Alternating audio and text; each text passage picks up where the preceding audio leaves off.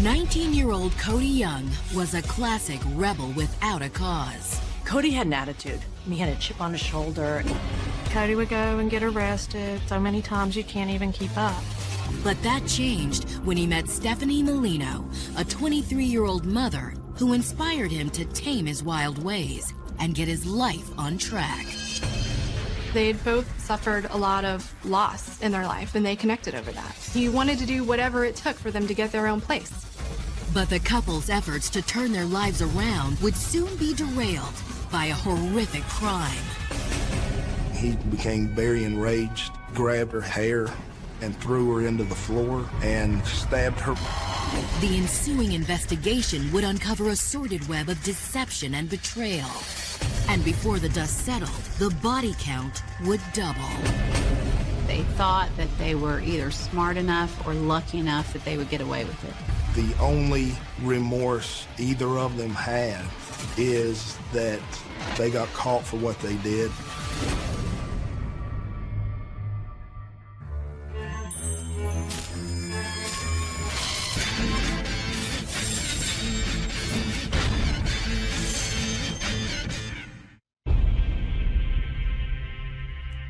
January 11th, 2012.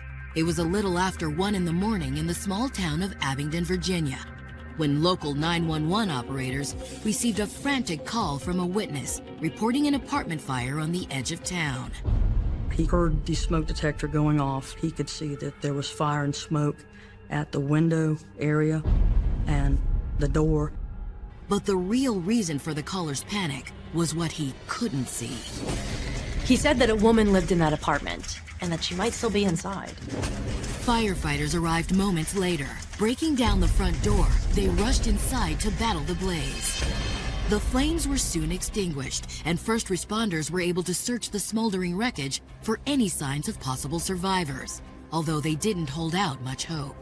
It was a pretty big fire, so if someone were inside, there wasn't a very good chance they'd make it out alive. Sure enough, in the back of the apartment, under a pile of charred debris, firefighters made a grim discovery. It wasn't too long and one of them came back outside and we said, you know, we do have a victim. The victim matched the description of the woman who lived in the apartment. And at first glance, it looked like her death might have been a tragic accident. Her body wasn't burned, so at first it looked like she died of smoke inhalation. But what no one then realized was that there was more to this woman's death and the apartment fire than met the eye. And beneath the smoldering wreckage laid a white-hot tale of murder, betrayal, and a story of two warring couples whose feud had spiraled horribly out of control. What they thought they knew about this crime wasn't even close to the whole truth.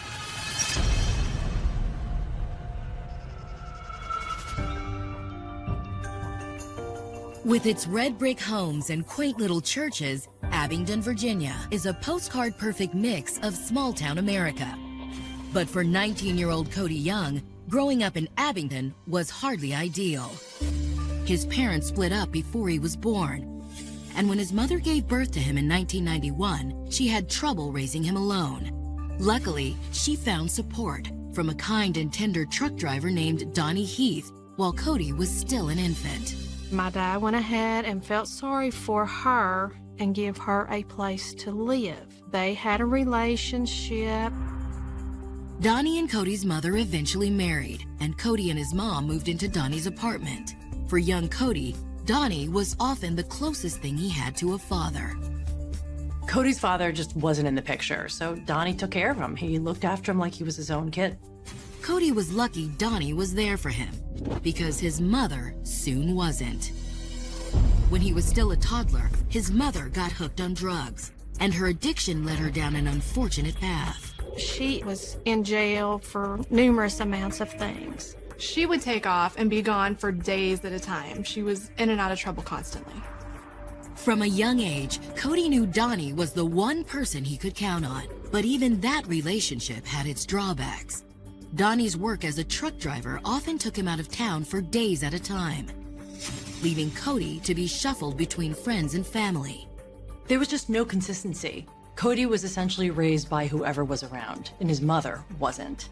By the time Cody was a teenager, The lack of stability at home, coupled with his feelings of abandonment, led him to develop some serious behavioral issues.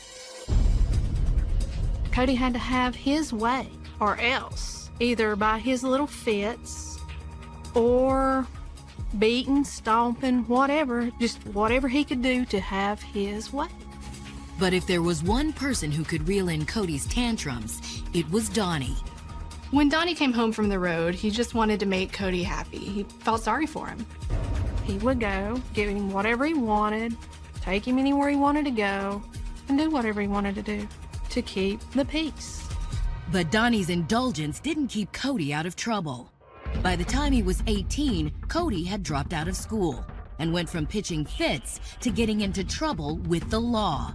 Cody would go and get arrested for God knows what. There was so many times you can't even keep up.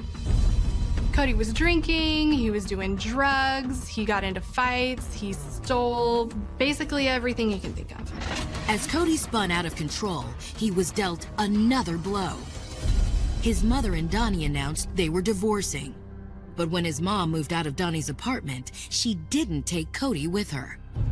Cody found that with his mother gone, Donnie felt sorry for him, and despite his rebellious behavior, continued to provide for him. Donnie provided housing, Donnie provided money, he let him use his vehicle.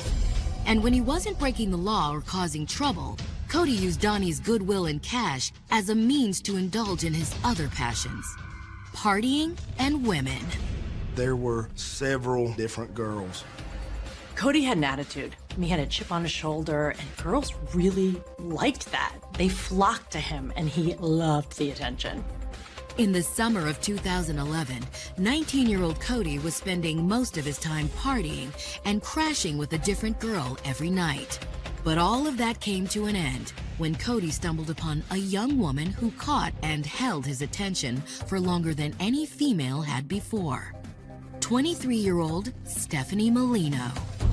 We met Stephanie and she was different. She was beautiful, but there was something more than that. He was intrigued by her. Like Cody, Stephanie's life had been full of trouble and hard times. She'd gotten married at 19. By 23, she and her husband had 3 children under the age of 5. But neither Stephanie nor her husband could hold down jobs. And the financial stress, combined with the strain of parenthood, soon caused their marriage to falter. At 23, Stephanie's life hadn't turned out the way she'd expected, and she yearned for an escape. So in 2010, she made an impulsive decision to abandon her husband and 3 children. She gave up being a mom. She could not handle the pressure, so she abandoned them. She left. Free from the shackles of marriage and motherhood, Stephanie cut loose and dove headlong into the wild and reckless lifestyle she thought she'd missed out on after getting married so young. She spent the summer of 2011 basically drifting from party to party through Abington. She was totally lost and had no direction in her life. And it was while Stephanie was living it up in the Abington local party scene that she met the wild and handsome hellraiser, Cody Young. No sooner had Cody locked eyes with Stephanie than they knew they shared an intense and undeniable attraction. Cody introduced himself, and they both soon discovered they had a lot in common. They both came from broken homes. They'd had rough childhoods. They saw a lot of themselves in each other. They had both suffered a lot of loss in their life, and they connected over that. But what really sparked the couple's connection was their insatiable lust for both a good time and each other. Things quickly got hot and heavy between the couple. For Stephanie, Cody's attitude and temper didn't bother her. In fact, she found it sexy. She liked that he was an aggressive bad boy. Basically, they were just 2 hellraisers in love. But love and lust was all the couple had. Up to this point, Cody had relied on the different girls he hooked up with each night for shelter and drinking money. But Stephanie could offer him neither.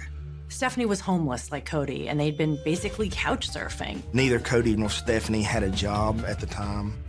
With no money between them and no place to stay, the couple knew they needed to rely on someone's charity until they could find a way to get on their feet. So Cody approached the one person he knew he could rely on in a time of need. Donnie was the person that Cody always was able to go to when he had nowhere else to go. Just like Cody knew he would, Donnie agreed to let the couple stay with him at his apartment. Donnie didn't hesitate. He thought of Cody like a son, and he was happy to help him and Stephanie out. But Cody soon learned that his stepfather's life had recently changed. Over the past few weeks, Donnie had begun dating a fellow resident at his apartment complex, 51-year-old Karen McKibben. And it was clear Karen was a far cry from the type of woman Cody's mother had been. Karen wasn't a partier, she was a hard worker, and she did not like the idea of two freeloaders taking advantage of her boyfriend. In fact, Karen insisted Donnie lay down some new ground rules for his house guests. Karen and Donnie were trying to help Cody and Stephanie get jobs and get their lives together. Not only was Donnie suddenly putting his foot down about Cody getting a job, he and Karen also made it clear the couple would need to contribute in other ways as well. They had to clean up after themselves, keep the apartment in good shape while they stayed there. Donnie's new rules certainly weren't what Cody was used to when it came to living with his stepfather. But even though it came with a price, Cody and Stephanie were grateful for both Donnie and Karen's charity and relished the opportunity to get on their own 2 feet. So they seemed eager to do what was asked of them. They wanted to do it. They wanted to do whatever it took for them to get their own place. But what no one then knew was that despite Cody and Stephanie's apparent willingness to toe Donnie's line, domestic harmony between the two couples would be tough to achieve. Trouble was around the corner. And Cody and Stephanie's commitment to do whatever it took to get their own place would soon take on an all-new and deadly meaning. Coming up, detectives learned the truth behind the deadly apartment blaze. Diesel had been used to accelerate the fire. And the story they uncover reveals a brewing tension between Cody and Stephanie and Donnie and Karen. It's about biting the hand that feeds you.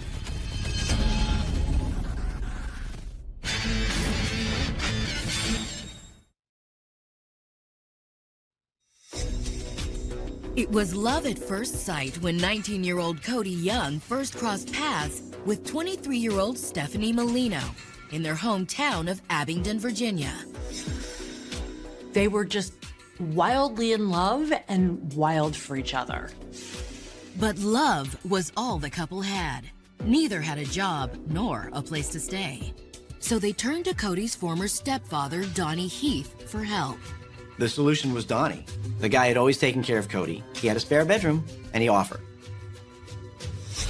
But Donnie's charity came with conditions. He and his new girlfriend, Karen McKibben, told the couple they expected them to get jobs and help with chores. Cody and Stephanie agreed to the terms. And from a distance, everything seemed to be going smoothly as the young couple settled into living with Donnie in his small apartment. But the new living arrangement was about to be rocked by a shocking and unexpected tragedy in another apartment in the same complex. On January 11th, 2012, at a little before 1 in the morning, local 911 operators received a report of an apartment unit on fire in the building adjacent to Donnie's. Firefighters rushed to the scene and were quickly able to douse the blaze. But they soon made a terrifying discovery inside. In the apartment's hallway, firefighters discovered the body of a woman. At first glance, it looked like she might have died from smoke inhalation. But authorities soon found something that suggested the true cause of death might be something far more sinister. Noticed blood stains on the carpet. And a closer examination of the victim revealed the source of that blood. And it looks like she has stab wounds. Could see a stab wound in her abdominal area, a few inches above her navel. I saw a stab wound to her left rib cage. Investigators now knew they had 2 crimes on their hands: arson and murder. I knew immediately I had a homicide, and the fire had been intentionally set in attempts to cover up the murder. But who was the victim? And who in Abingdon would want her dead? Detectives were able to answer the first question when they checked with the complex's supervisor, who identified the woman as the unit's sole tenant, 51-year-old Karen McKibben. Karen McKibben was the tenant of the apartment. She lived there for the past few years by herself. While the crime scene was still being processed, investigators turned to a crowd of neighbors who gathered outside Karen's apartment. They were hoping someone might have seen or heard something before the fire that would help lead them to a suspect. Sure enough, several of the neighbors reported hearing trouble inside Karen's apartment just the night before. They heard an altercation or some sort of argument the evening before. They heard a lot of yelling, screaming, sound like somebody falling down the steps. One of the neighbors told police that while she wasn't able to hear what the argument was about, she was able to make one clear distinction. She said that she could definitely hear a male's voice. The investigators asked the woman if she knew who the male voice might have belonged to.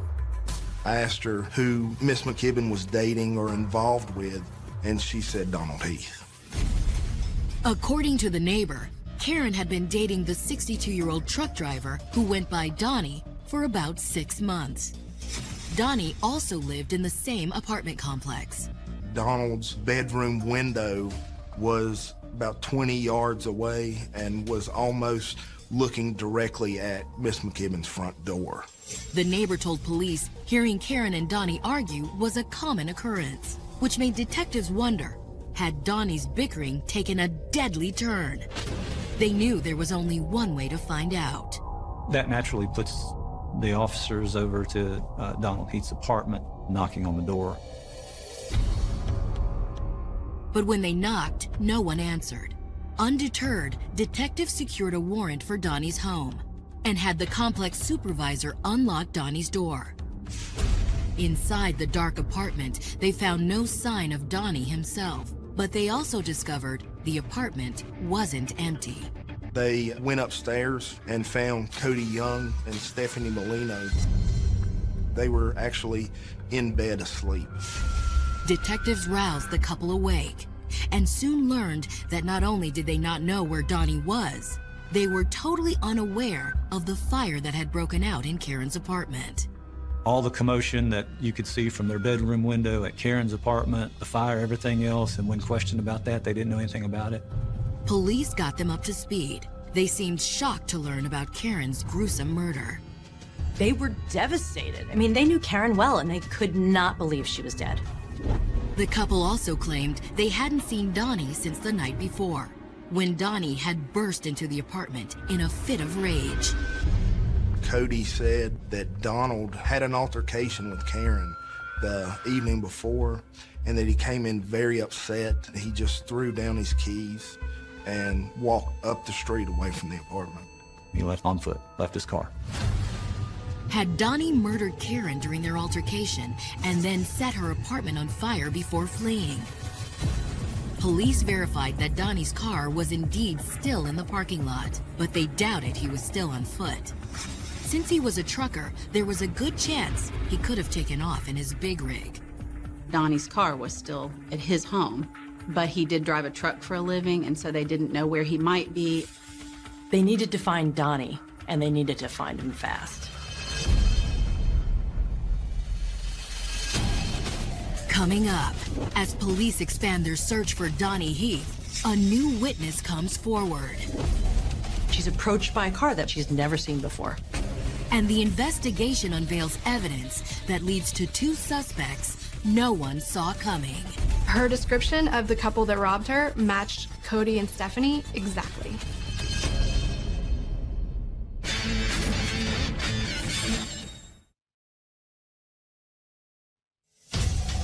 After leading lives full of tough breaks and hard knocks, the future was suddenly looking brighter for young lovers Cody Young and Stephanie Molino.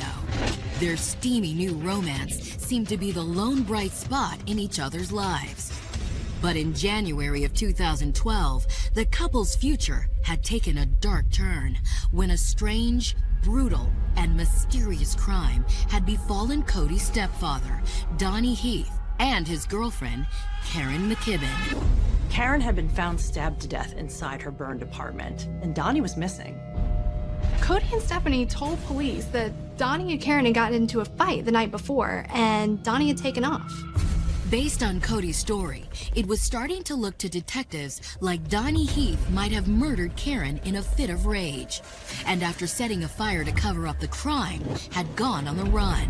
Donnie was a trucker. He could basically be anywhere. They needed to find him before he was halfway across the country. But even if detectives were able to find Donnie, they didn't have the evidence or legal standing to apprehend him. So far, the only thing tying Donnie to Karen's murder was rumors of a fight between the couple, which wasn't enough to justify a warrant. Knowing they needed one, if they expected to force Donnie to cooperate, police turned to Cody for help. We spoke to Cody and asked if there were any offenses that he was aware of that Mr. Heath may have committed against him that would meet the criteria to obtain a warrant. Cody admitted to police that his relationship with his stepfather had become frayed recently over his and Stephanie's inability to pay rent. And things had finally come to a head a few weeks earlier when Donnie's temper had finally boiled over. Cody said that he and Donnie had been arguing, and during that argument, Donnie yelled and swore at him. Cody claimed he was assaulted by Donnie, verbally, not physically. While it hardly seemed to be much of an offense, Donnie's verbal tirade turned out to be all investigators needed, thanks to an obscure state statute. Virginia has a unique law called the Abusive Language Statute, which basically means that foul language is technically illegal. You could be charged with a Class 3 misdemeanor. Cody was accompanied by Lieutenant Christie to the magistrate's office where he swore out a warrant for Donald Heath for curse and abusive language. With Donnie's warrant in hand, detectives sent out a statewide APB for the missing truck driver. They also thanked Cody and Stephanie for their cooperation and let the couple go on their way. Over the next several days, detectives continued their search for Donnie, all the while keeping their eyes open for any new leads in the case. And it wasn't long before they learned about another shocking, yet at first seemingly disconnected crime that occurred on the streets of Abingdon. On January 13th, 2012, a pregnant young woman entered the Abingdon Police Department to report that she'd been a victim of an armed robbery. So this pregnant woman is walking down the street on January 9th when this car pulls up that she's never seen before. The woman told police that the car had been driven by a young couple, and they offered to give her a ride. Even though she didn't know the couple, the woman said she was tired and accepted the offer. But as she approached the car, the man behind the wheel suddenly pulled a gun on her. The driver stated that he would shoot her if she did not give him her purse. The woman said she did as she was told and handed over her purse. After that, the couple drove off, leaving the woman on the sidewalk. Luckily, the woman was able to give police a detailed description of the couple driving the car. And for investigators, her description immediately rang a bell. Her description of the couple matched Cody and Stephanie exactly. But that wasn't the only thing that rang a bell with detectives. The woman's description of the car the couple had been driving also sounded incredibly familiar.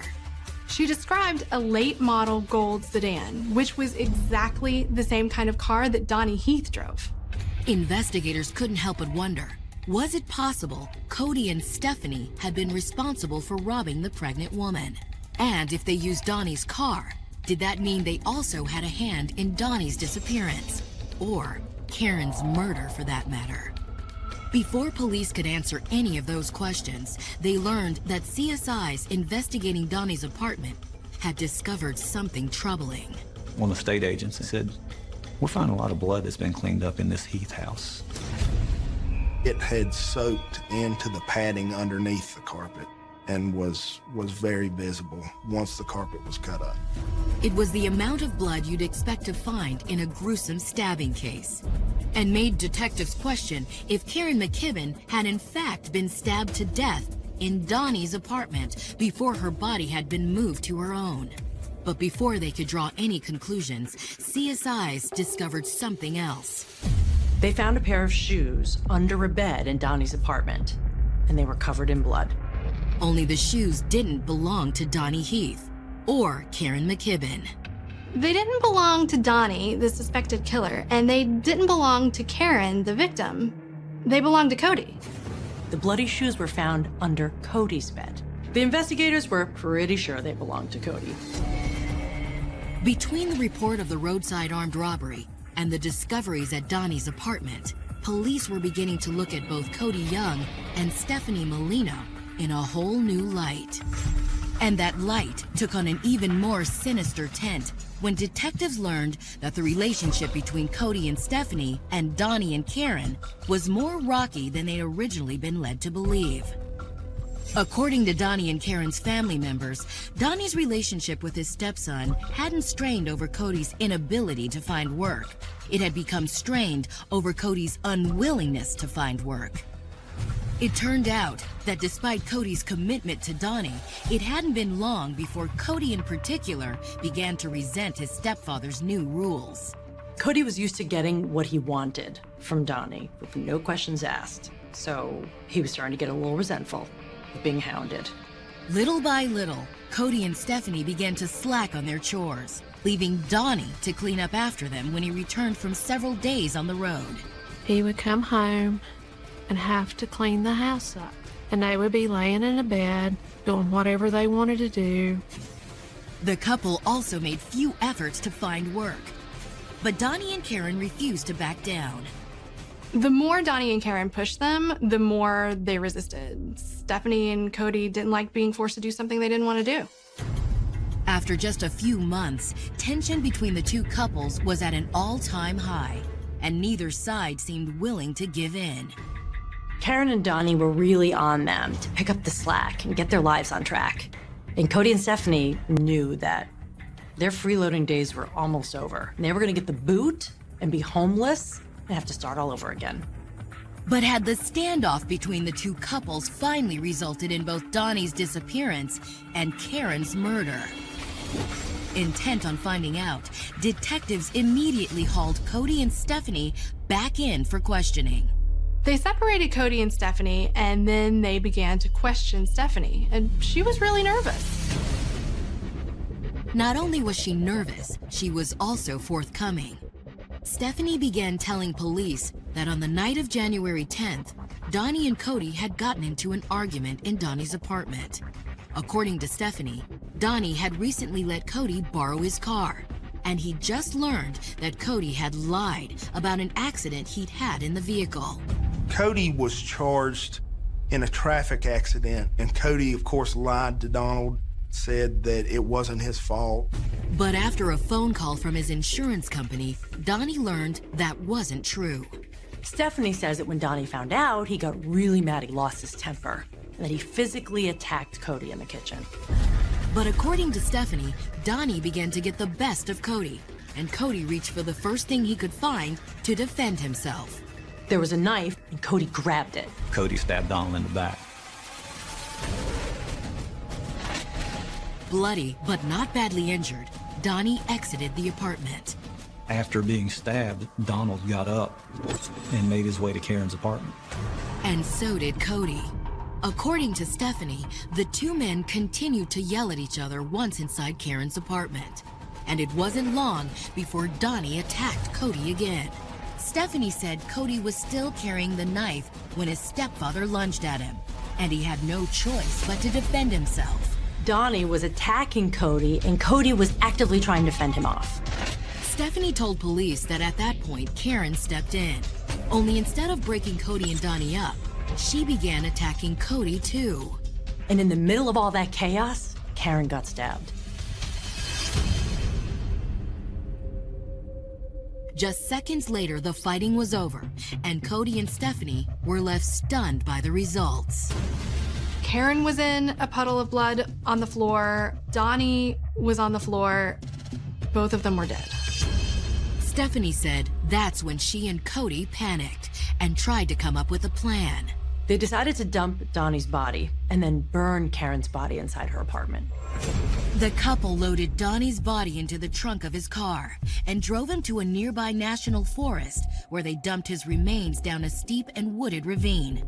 But before heading back to Karen's apartment, they stopped at a store to purchase and fill a gas can. They filled it with diesel fuel and then set fire to Karen's apartment. Investigators were stunned. They had sat down with Stephanie to question her about one murder, only to find out that there were two. That was a pretty shocking moment. Not only was the guy that we were looking for not the murderer, but he was a victim himself. But investigators also had questions about Stephanie's story. Had Cody really killed Karen and Donnie in self-defense? Or had his hand been guided by a more sinister motive? Coming up, detectives uncover gruesome new evidence that throws doubt on Stephanie's story. This was the type of wound you would get if you were incapacitated, not in the middle of a fight. And a shocking story of murder and retribution is unveiled. She looks happy in this video. She's having a good time. She does not look traumatized.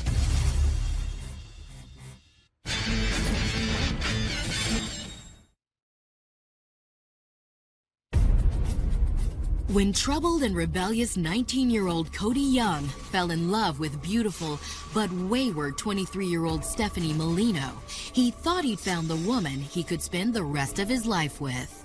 But just 6 months later, the couple found themselves in police custody as suspects in the shocking double murder of Cody's stepfather, Donnie Heath, and Donnie's girlfriend, Karen McKibben. When questioned by police, Stephanie had admitted that Cody had killed both Karen and Donnie. But she insisted both killings had been committed in self-defense. Stephanie claimed that Donnie was attacking Cody and Karen got in the middle of it. But was Stephanie telling the truth? In order to find out, investigators had Stephanie lead them to the remote location where she and Cody had hidden Donnie's remains. She showed officers from Sullivan County where she and Cody had disposed of Mr. Heath's body. He'd just been discarded like a bag of trash. Investigators counted almost 20 stab wounds to Donnie's body, which was a far higher number than they'd expect in a self-defense case. But even more troubling was the appearance of the wounds. Those wounds were sort of ragged. It's the kind of wound if you were sort of holding still to be stabbed. Police determined that this was the type of wound you would get if you were incapacitated, if you were still, not in the middle of a fight. Which meant that contrary to Stephanie's story, Donnie hadn't been fighting with Cody while he was stabbed, and suggested that the supposedly accidental death had in reality been a murder. Following the discovery, police arrested and charged the couple. Cody and Stephanie were both charged with first-degree murder that night, and they were held without bond. But authorities knew they would need more evidence to battle the couple's claims of self-defense in court. As it turned out, that evidence would soon come to them. After sitting in jail for 5 days, Stephanie Molino contacted police with the message that she wanted to change her story. But her offer came with one condition. She'd tell us whatever we wanted. We had to get her out of there, that she couldn't stay in jail. Officers worked with prosecutors to put together a plea deal for Stephanie's cooperation. And once the framework for the deal was in place, Stephanie shared a new version of the events that led to the stabbing deaths of Donnie Heath and Karen McKibben. According to Stephanie, it all began on the evening of January 10th, when Cody asked her to accompany him to Karen's apartment. He hadn't told her the reason for their visit, but she couldn't help but notice he was carrying something unusual. She stated that Cody had a butcher knife. However, she said that Karen commonly borrowed kitchen utensils. Suspecting Cody intended to lend Karen the knife, Stephanie said she agreed to come along. And Karen welcomed the couple when they arrived at her apartment. She invited them in. She offered a drink to Stephanie. But despite Karen's initial hospitality, Stephanie said it wasn't long before their visit took an ugly and familiar turn. Karen and Cody started arguing. Karen wanted Cody to get a job and stop sponging off of his stepfather. But while Stephanie claimed that the subject of the fight was familiar, what happened next wasn't. Cody became very enraged. Cody grabbed Karen and stabbed her once. Stephanie said that Karen screamed in terror as Cody stabbed her. Fearful that someone might hear, she did the only thing she could think of. Stephanie, at this point, got into the floor and physically covered Karen's mouth to stop her from screaming. What she was saying was, well, if I hadn't, done what I did, I would have been next. According to Stephanie, Cody continued to stab Karen until he was sure she was dead. Stephanie said she was terrified and unsure of what Cody was going to do next. She didn't know what was going on. She just watched her boyfriend kill someone they knew, Karen. She was in a panic. She didn't know what to do. Stephanie said Cody didn't say a word. He simply walked out of Karen's apartment. Unsure of what else to do, Stephanie said she followed him and soon realized Cody was headed back to Donnie's apartment. When they arrived, they saw that Donnie was there, and Cody didn't hesitate to attack him as well. There was a bat that was kept next to the door. Cody grabbed this bat. Donald had his back turned in the kitchen living room area, and Cody hit Donald in the head twice. As Donnie lay in a daze on the floor, Stephanie said Cody pulled out his knife and began stabbing Donnie repeatedly. These people were slaughtered. They weren't shot in the head mercifully. They were stabbed to death. And Karen was stabbed 8 times, Donnie some 18, 20 times. In the middle of the attack, Stephanie said Cody handed her the knife and ordered her to stab his stepfather as well. She said that Cody made her do it so she would feel as culpable in this crime as he was. Once Donnie was dead, Stephanie claimed that Cody ordered her to help him clean up the crime scene. She also said it was Cody's idea to frame Donnie for Karen's murder by setting her apartment on fire. To further sell the idea, they dumped Donnie's body in the woods to make it look like he had gone on the run. The hope was no one would find Donnie, and he would be blamed for Karen's murder. Investigators were stunned by Stephanie's story, but they were also suspicious. Even though it was no secret that Cody hadn't been getting along with Donnie and Karen, it didn't make sense to police that Cody would kill them both over a single argument. Especially when both Cody and Stephanie had been so dependent on Donnie for money and shelter. Cody's father really wasn't around much, so Donnie took care of him, looked after him. According to Stephanie, she didn't know that Cody was going to do that until he was doing it, and she didn't know why. Investigators decided to keep digging and found what they were looking for when they examined Donnie's financial records.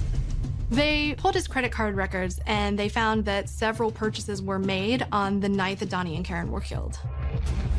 Surveillance footage revealed it was Cody and Stephanie using Donnie's credit card. To detectives, it was proof of Cody's true motive for committing the murders.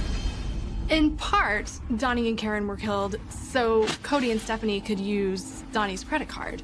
More so, what they wanted was freedom to do what they wanted to do without anyone on their backs, and they wanted money.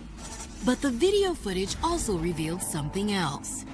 Standing next to Cody, Stephanie looked more like a young woman in love rather than one in fear for her life. She physically reaches over and grabs him and pulls him to her to kiss him. She looks happy in this video. She's having a good time. She does not look traumatized. With the new evidence, prosecutors upped Cody and Stephanie's charges to 2 counts of capital murder. They also announced they'd be seeking the ultimate punishment against the couple. They are facing the death penalty. Coming up, With their trial date set, the prosecution readies its case against Cody and Stephanie. But a shocking development threatens to derail the entire case. That's not what they wanted, and I don't think that they were in it for him to be put to death.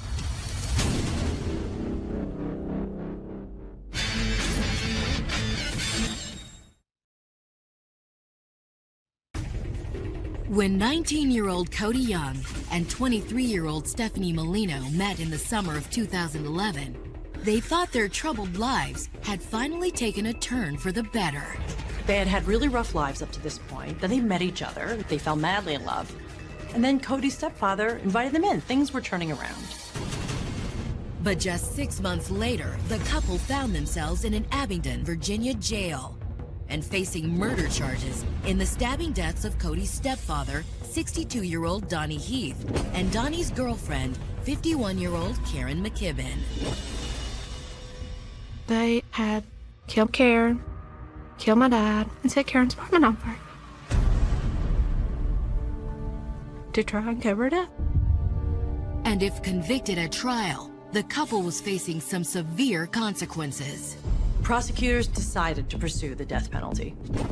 But as the trial loomed closer, prosecutors learned that the family of Donnie Heath had concerns about the hardships of a lengthy trial.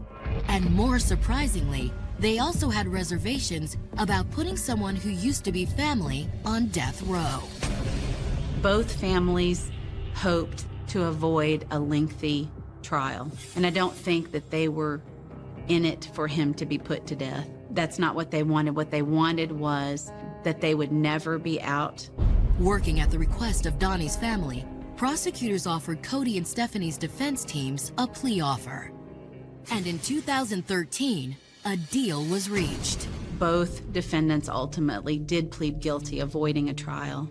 As part of the agreement, Cody and Stephanie pled guilty to both Donnie and Karen's murders, as well as the armed robbery of the pregnant woman that had occurred on January 9, 2012. The plea deals allowed the couple to avoid the death penalty, but not out of paying for their crimes. The court imposed 3 life sentences for each defendant. But even with the couple locked up for life, many questions in this case remain unanswered. Chief among them was how could 2 desperate and needy young people kill the couple who seemed so committed to helping them? They thought that they were either smart enough or lucky enough that they would get away with it. The only remorse either of them have is that they got caught for what they did and now their lives are over.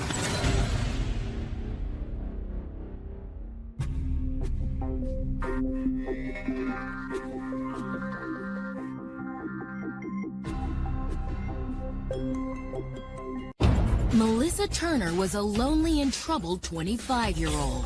She had a tattoo on her ankle that said, "Rejected, unwanted." Until she met a brooding bad boy named Ed Garcia. He was a former gang member in the Latin Kings. When these 2 lost souls found each other, their obsession sparked a romance full of passion and desire. They were fueling each other's fantasies. But the lovers' dreams of a new life together would be shattered by a horrifying crime. They open up the sheet and there's a torso and a head. When you see something like dismemberment, that's a whole other level. Now, follow investigators as their citywide manhunt for 2 psychotic killers builds into a media frenzy. This manhunt was very urgent. They were drug-fueled and they were capable of doing anything. Only to uncover a motive even more terrifying than the crime itself. I was shocked out of my mind. It's beyond a heinous crime. It's inconceivable.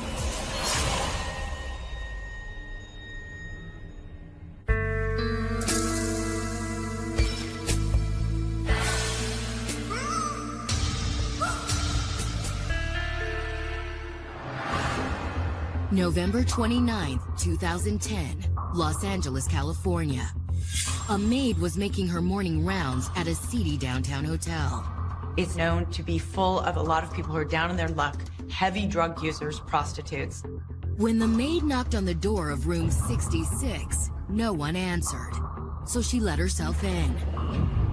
It looked like the room had been cleaned. There was no bedding on the bed.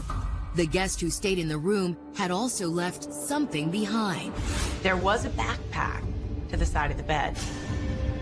Curious, the maid decided to take a closer look inside the backpack, but she was unprepared for what she was about to find. She opened the backpack. She saw that there was 2 severed arms in the backpack.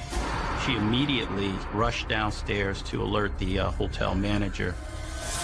The hotel notified Los Angeles police, and CSIs quickly arrived to begin processing the gruesome scene. Their top concern was determining the identity of the victim, along with another disturbing question. It's terrifying to find human arms, but the question is, where is the rest of the body? Little did they know that the answers would reveal a shocking tale of lust, greed, and ritual sacrifice. And they would put investigators on the trail of 2 demented killers whose depravity seemed to know no bounds.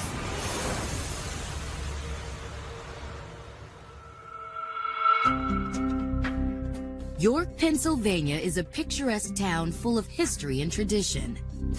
But for Melissa Turner, growing up there was an experience she'd try hard to forget. As a young girl, she was the victim of abuse by a family member.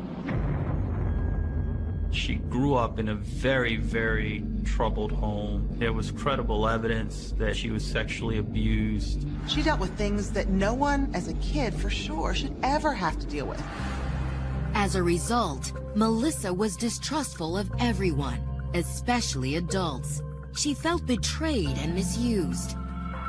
As she grew into a teenager, Melissa began to express her anger and depression in self-destructive ways.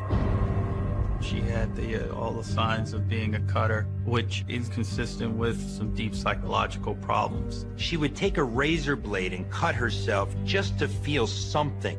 She ended up with scars up and down her arms.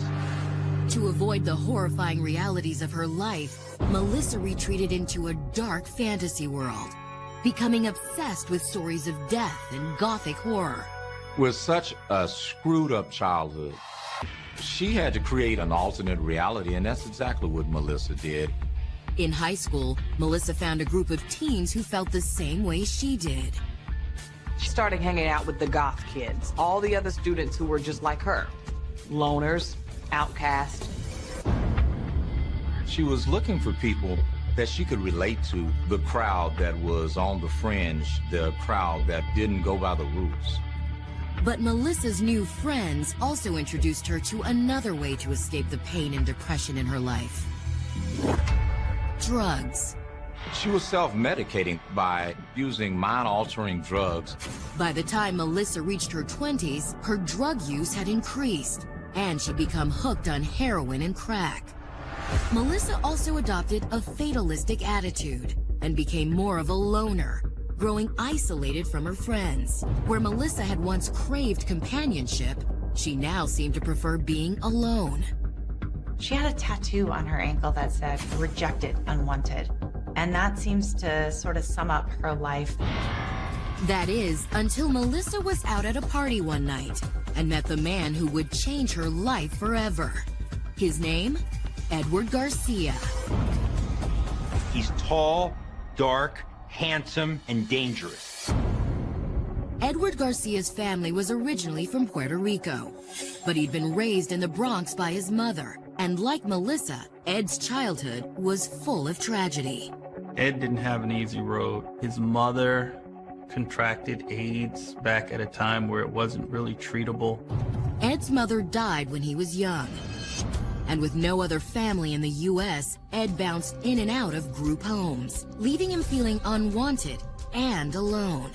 This is a child who's lost his mother. He probably felt a little angry, felt some resentment that the parents who were there to nurture and protect him, he didn't have anymore. As a way to stay connected to his dead mother, Ed clung to the old traditions and superstitions she'd brought over from the Caribbean islands. He was interested in Santeria. He liked to learn about astronomy. He liked to learn about the occult. The strange subject matter caused concern for his foster families, which only made Ed feel more unwelcome. Still just a teenager, Ed finally ran away.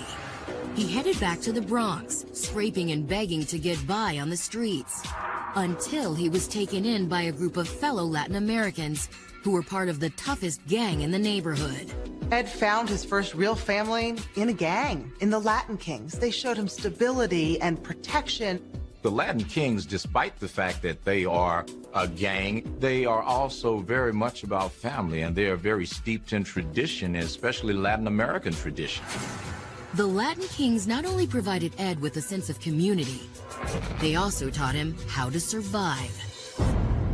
His education was on the streets, how to hustle, how to make money. Gang life means you're learning how to sell drugs, you're learning how to move around stolen goods, that sort of thing. Through his 20s, Ed served the gang well. But by the time he turned 30, Ed knew it was time to get out while he could. He did what only few could and separated from the Latin Kings while he was still breathing. Looking for a fresh start, Ed crashed with a friend in York, Pennsylvania, where his charm and street cred quickly earned him a reputation. Compared to Manhattan, New York's this small town. So now Ed is a big fish in a small pond. Ed was a smooth talker. He was definitely a ladies' man, and there were certain ladies that really would gravitate towards him. Ed enjoyed the young women who threw themselves at him. But Ed's carefree sex life wasn't just the sign of a player. It also revealed the emotional scars that the death of his mother had left behind. Between growing up on the streets, losing his mother, this is a guy that has a lot of issues with abandonment. He looked at himself as a lone wolf. He really didn't need other people. But all that would change when Ed went to a party in town one night and met the mysterious and alluring Melissa Turner.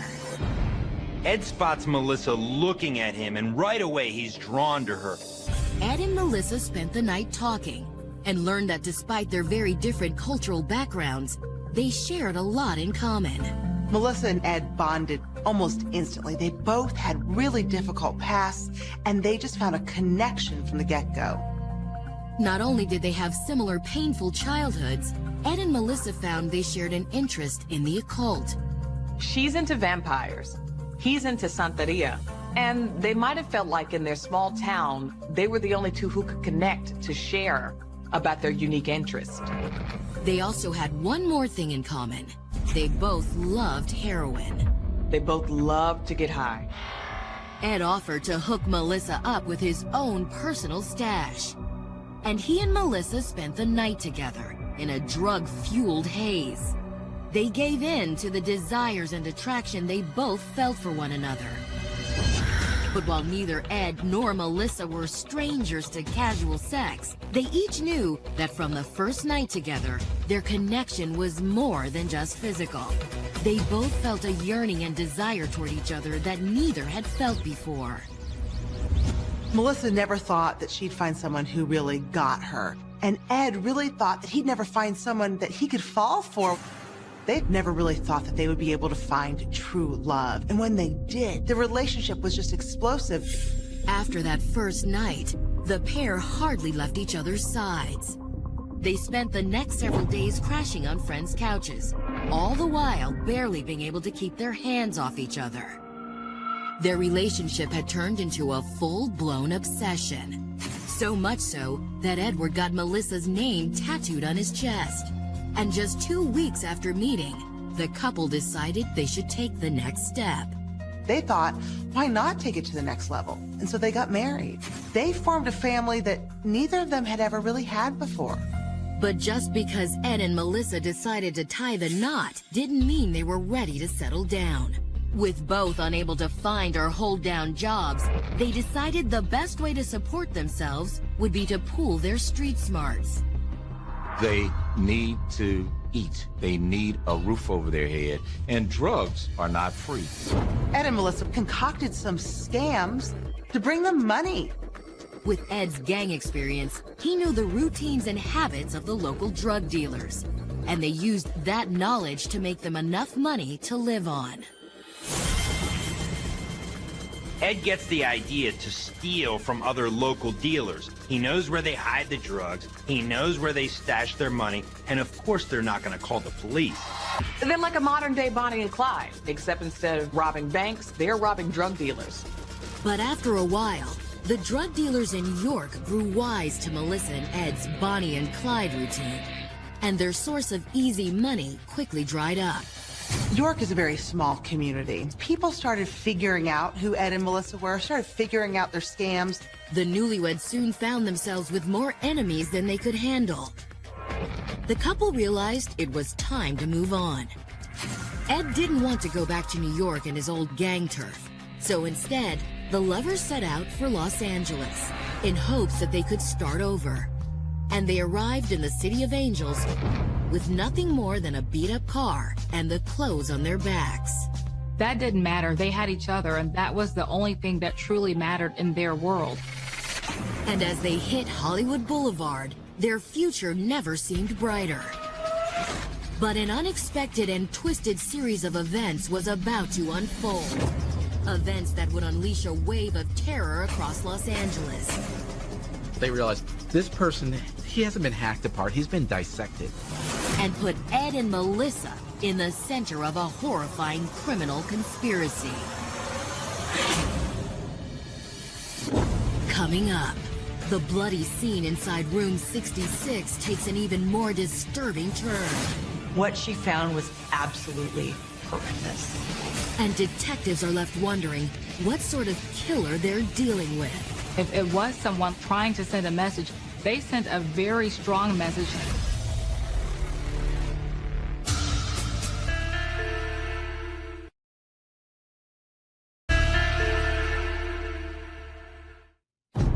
Melissa Garcia was a 25-year-old goth struggling through the pains of loneliness and addiction until she met and married her kindred spirit, a former gang member named Edward Garcia. They both had really difficult childhoods. She had been sexually abused, and he grew up as a member of a street gang. The Garcias were both heavy drug users to cope with their tragic pasts. But to pay for their drug habits, the newlyweds had become more than just husband and wife. Ed and Melissa were also partners in crime. They were both robbing drug dealers, you know, trying to feed their habit, but there's only so long that you can get away with that. Looking for a fresh start, Ed and Melissa moved to Hollywood, California.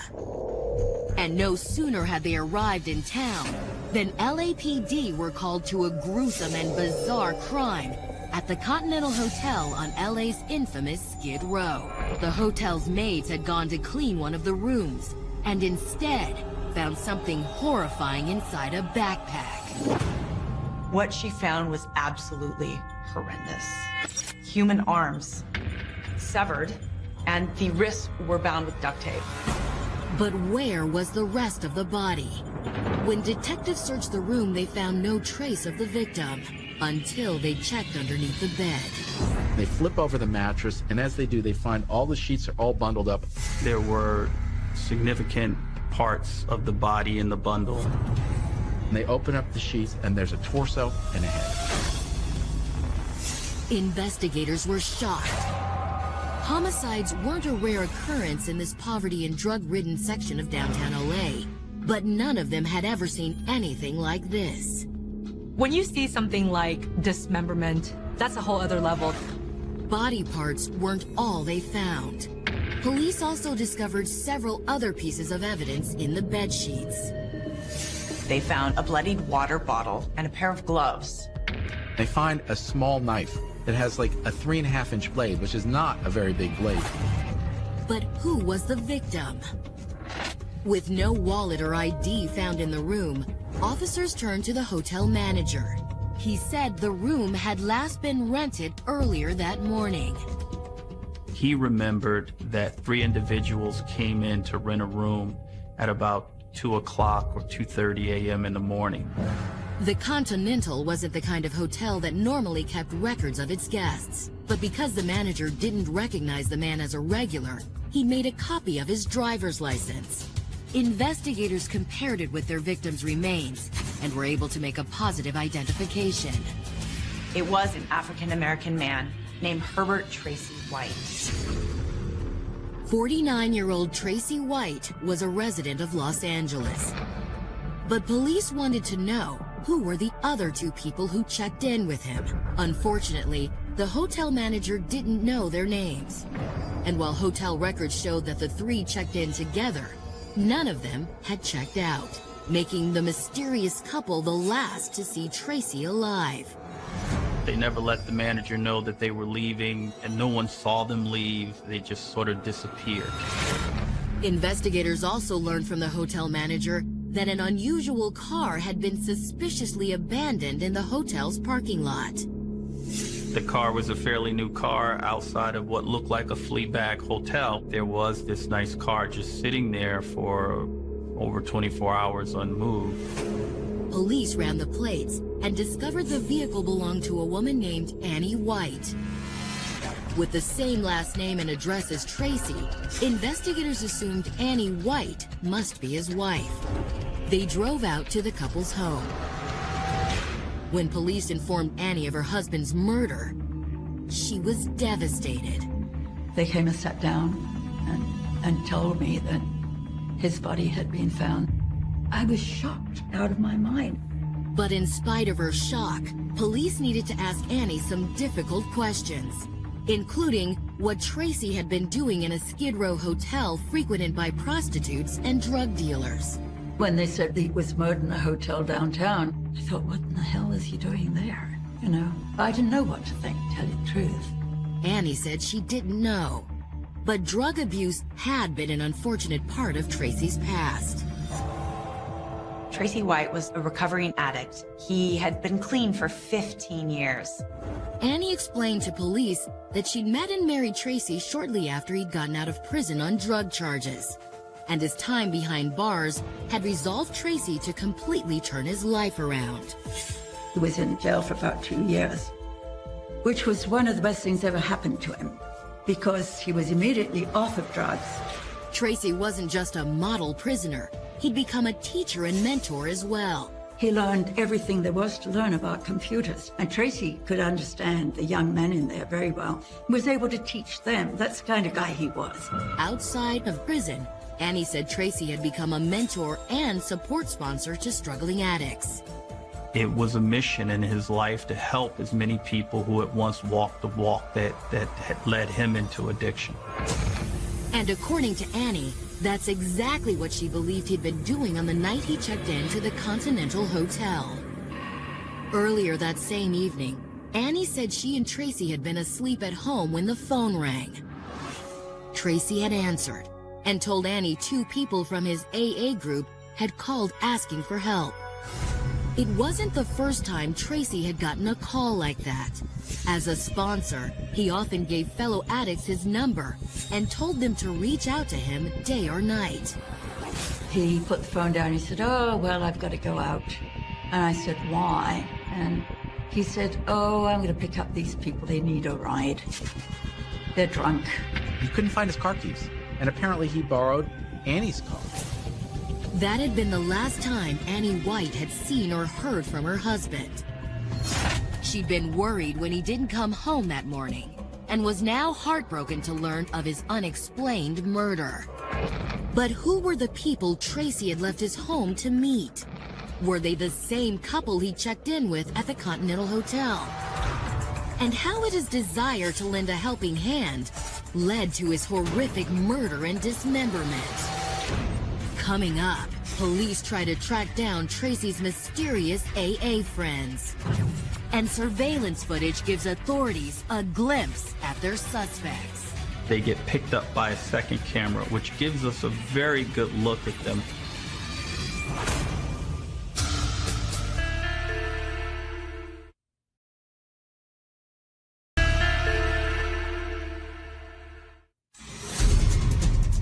Melissa and Ed Garcia weren't a typical newlywed couple. Their passion was fueled by obsession and heavy drug abuse. And when run-ins with local drug dealers forced them to leave their hometown of York, Pennsylvania, they set out to make a new life for themselves in Los Angeles. They went to LA to get a fresh start. But while the Garcias were following their dreams on Hollywood's Walk of Fame, police in downtown LA were facing a nightmare. On November 29th, the dismembered body of 49-year-old Tracy White was found inside a seedy hotel room on Skid Row. Tracy's family told police that he was a recovering drug addict and an AA sponsor. He'd left his house around 2 a.m. to help a couple from his group get home safely. That wasn't the first time he had gotten up out of his bed to go help somebody. But police were left wondering, who would want to kill this good Samaritan? And why had they gone to the horrifying extreme of dismembering his body? Police had never seen anything like this before. It was such a gruesome scene. Was this a vendetta? Was it drug-related murder? To find the answer to that question, detectives needed to track down the two people Tracy had gone to help that night. They started by questioning the other sponsors in Tracy's AA group and quickly got a possible lead. One of the sponsors recalled a conversation they'd had on the day Tracy was killed. Tracy actually told a friend a few days before the murder that he had met this lovely couple outside an ATM in Hollywood. They came up and approached him for a cigarette. They really had no place to go or whatever. So he said, well, I'll let you have a few bucks. In addition to generously giving the couple some money, Tracy suspected they were addicts and told them he'd like to help. He had actually given them his phone number. He gave them his business card and said, okay, if you guys ever get serious about getting sober, call me and let me know. He probably wanted to take them to an AA meeting. Investigators believe the connection was too strong to be a coincidence. This must be the same couple who checked into the hotel with Tracy that night. But how would police find them? The couple were almost certainly homeless, and without names or an address, tracking them down in Los Angeles would be like looking for a needle in a haystack. Desperate for new leads, officers returned to the scene of the crime at the Continental Hotel and began canvassing the surrounding area. They were looking for any witness who might have spotted the suspected couple around the time they and Tracy White checked into the hotel. And while police didn't find a witness, they did find something even better: video surveillance footage. They found a business across the street from the same side of the hotel. One of the cameras picked up a fire escape. It was a fire escape at the Continental Hotel, outside room 66. And when investigators reviewed the footage from November 28th, they hit the jackpot. Sometime in the afternoon, you see two people come down the fire escape, a smaller person and a larger person. Immediately thereafter, they get picked up by a second camera, which gives us a very good look at them. The video footage revealed a man and a woman and gave investigators a clear glimpse at the faces of their suspects. Now they needed names. Wondering if the couple might have stayed at the hotel before, police poured through the Continental's guest records. It wasn't long before they found what they were looking for: IDs for a couple who looked identical to the suspects on the surveillance footage. Those individuals, he said, he had recognized as having stayed at the hotel a couple of weeks prior. The name on the IDs were Edward and Melissa Garcia from York, Pennsylvania. Detectives soon learned that Melissa and Ed had quite a reputation with law enforcement in their hometown. Ed and Melissa Garcia were very familiar to police back in York, Pennsylvania. Edward and Melissa were a criminal team. They had a rap sheet back in Pennsylvania. It included robbery, kidnapping, and they were known as heavy drug users in the area. It seemed the newlyweds had worked out several schemes to rob people for drugs and money. But it turned out their favorite scam involved having Melissa pose as a prostitute. She would bring her John or the client back to the hotel, and then Ed jumps out and they rob him. Doesn't take long for him to take whatever he wants to take. And who you gonna tell? Especially if you're a married man. Edward and Melissa as a couple were just like the worst example of teamwork. But detectives couldn't help but wonder, what could have caused Ed and Melissa Garcia to go from a pair of armed robbers to a couple capable of murder and dismemberment. And what could have possibly motivated Tracy White's horrific death? This murder didn't just happen spontaneously. This was premeditated and fueled by some kind of sick desire. As it turned out, the couple had displayed a very similar sick desire 1 year earlier, as evidenced by their arrest record. Apparently, in 2009, their crime spree in York had taken a very dark and horrifying turn, leading to the real reason the Garcias had to leave Pennsylvania. Coming up, investigators uncovered the unbelievable motive behind Ed and Melissa's crimes. But how will police track down two people that are essentially untraceable? The scariest thing about this couple is they have no electronic footprint. I mean, they are like ghosts.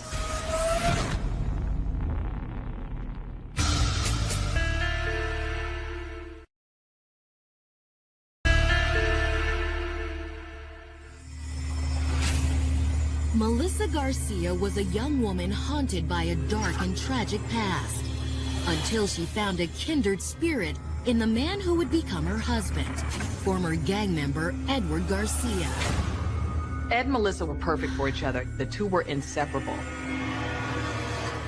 Together, the unconventional couple had found happiness in a life of crime, drugs, and reckless adventure. But after police identified Ed and Melissa on a security camera, leaving the scene of the brutal dismemberment of 49-year-old Tracy White, the newlyweds had become the prime suspects in his murder. And when LAPD contacted officials in the couple's hometown of York, Pennsylvania, they learned that Ed and Melissa had a sordid criminal past. Melissa would pose as a prostitute, lure men back to a hotel, where Ed would then rob the men. Police in York told the LAPD that in February of 2009, the couple had run their scam on a well-known local drug dealer. Melissa propositioned him and took him back to an apartment, but the dealer got more than he bargained for. Before they were getting ready to do anything, Ed popped out of a closet. But this time, instead of just robbing the dealer, the couple decided they would first have a little sadistic fun. They tied him up, shackled him. Bound his wrists with rope. Spent all night smoking the crack cocaine they had stolen. But before things went any further, they were interrupted by one of the dealer's friends, who tracked him to the apartment and broke down the door. And the buddy shows up, and he's got a pistol, and he fires, hits Melissa in the foot. The neighbors call the cops, and the next thing you know, they're all busted. The gunfire is what brings police to the scene. Once Melissa and Ed were in custody, York police had searched their home, and what the officers found in the couple's living room made it appear they'd been planning to do a lot more to the dealer than just hold him hostage. Grey's Anatomy is sitting right there on the living room floor next to a bunch of knives. They were going to do something really bad if they had the chance. But in spite of the disturbing scene, police in York had been unable to keep the newlyweds behind bars for long. The victim refused to testify, so the amount of time they served really was not very significant. Melissa and Ed had only served 3 months in jail, and upon their release, they knew the dealer would come after them. So the very next day, they packed up their belongings and moved to Los Angeles. But what dark plans did the Garcias have for the drug dealers if they hadn't been stopped? Where in Los Angeles were they now? And would police be able to find and stop the couple before they could kill a second victim? This manhunt was very urgent. They were drug-fueled and they were capable of doing anything. But tracking down 2 homeless killers in a city the size of Los Angeles was a daunting task. Ed and Melissa's car had been impounded, and they had no cell phones or credit cards to trace. They clearly don't have a home, so they could be hiding out anywhere. The scariest thing about this couple is They have no electronic footprint. I mean, they are like ghosts. So in a long-shot bid to try and find the couple, the LAPD decided to take a different approach. LA does what LA does best, publicity. They started a media blitz.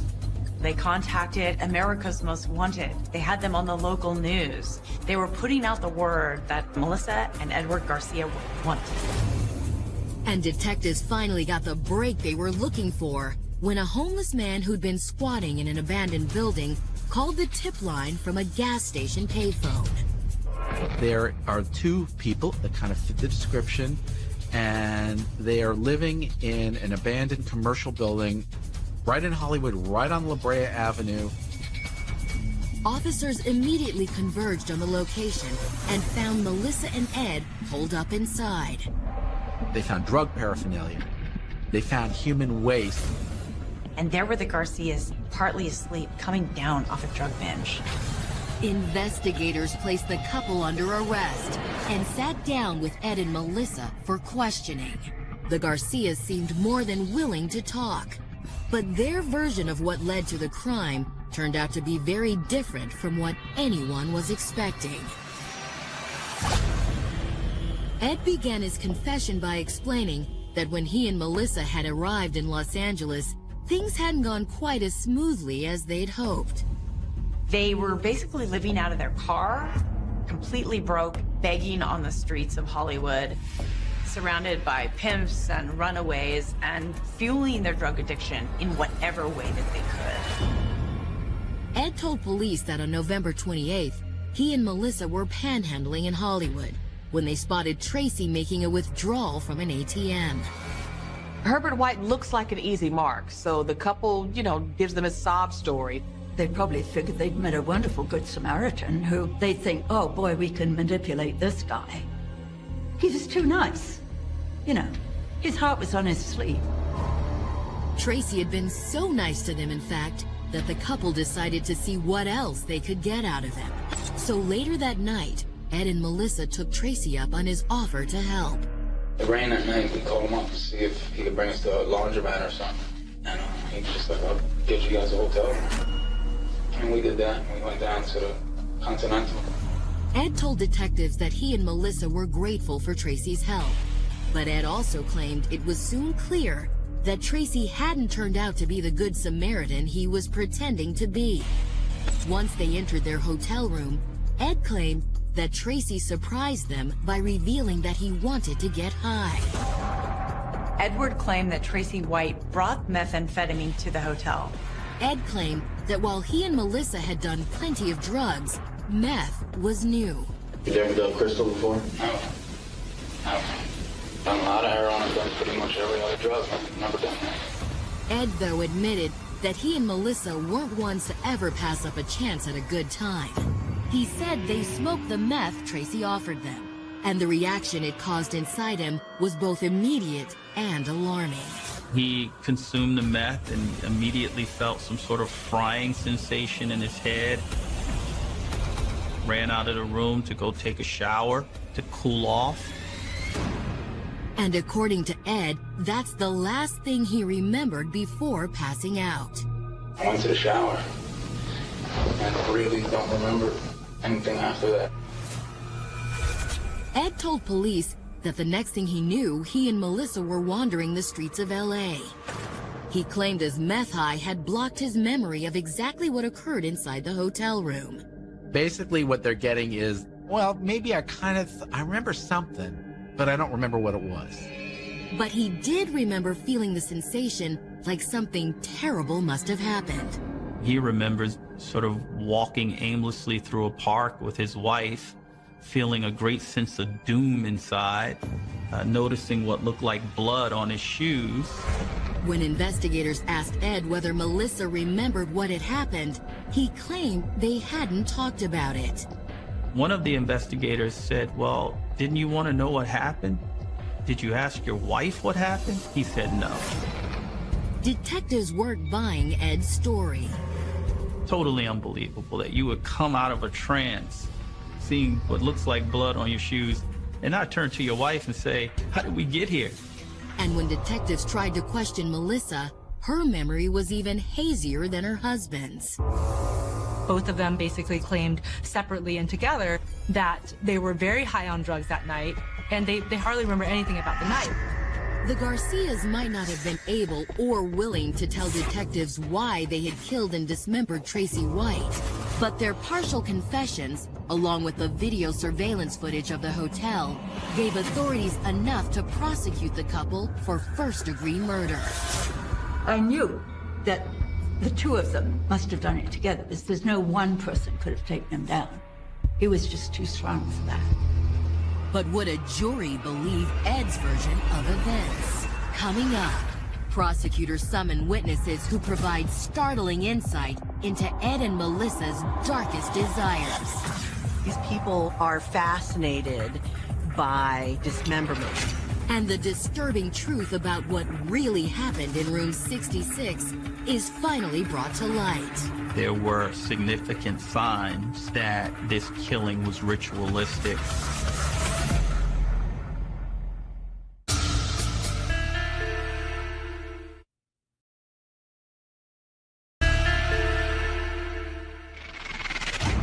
In the spring of 2015, Melissa and Ed Garcia's twisted union had reached its drug-fueled climax. The married vagrants and armed robbers sat in prison, charged with the gruesome murder and dismemberment of 49-year-old Tracy White. Prosecutors announced they tried the couple separately. Ed Garcia was the first to go on trial in June 2015. In their opening statements, Ed's attorneys didn't try to claim his innocence. Instead, they argued that because Ed was under the influence of mind-altering drugs, he hadn't been in control of his actions. Edward claims that he remembers all the details leading up to Tracy White's murder, but that he was so high on methamphetamine that he really doesn't remember the murder itself. But prosecutors insisted that the horrific and meticulous nature of the crime proved Ed knew exactly what he was doing. And they used evidence from the Garcias' past to help paint a picture for the jury of what they believed happened that night. After Ed and his wife talked Tracy into renting a hotel room, prosecutors said the couple had turned on him. What likely happened is they ambushed Tracy, they incapacitated him. They believed the newlyweds had then acted out a horrific scenario that, according to their friends, they'd often discussed. Edward had a fascination with knives. He had always wanted to dissect a body.